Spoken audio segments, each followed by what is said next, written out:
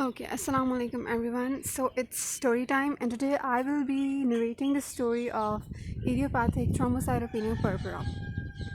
So basically, this ITP has the story of the sinister spleen. Now, what is sinister spleen?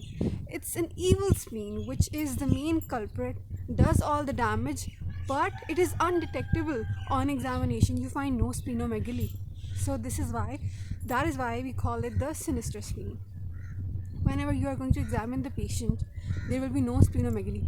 If by any chance you find even the mildest splenomegaly, you are going to rule out ITP, because ITP is that is why we mostly call it a diagnosis of exclusion, because there must be no splenomegaly for it.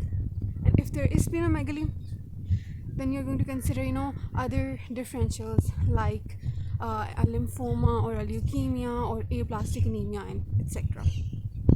So that is why, if since spleen is the main culprit, if a patient has had more than 2 relapses or has had chronic ITP and the first line drugs have not worked, so in that patient we will have to do splenectomy. So this was the story of the sinister spleen. And so when the examiner asks you that what are the investigations that you would like to go for ITP, then you will definitely name the, don't mind the rooster, okay, then you will definitely name the typical investigation, that's CBC with peripheral film and PTT to rule out other and clotting disorders and definitely bleeding time. And theoretically you're going to say that you will find megakaryocytes in the bone marrow, but usually bone marrow examination is not needed. It is a very invasive procedure, but to tell the examiner you have to mention all these things.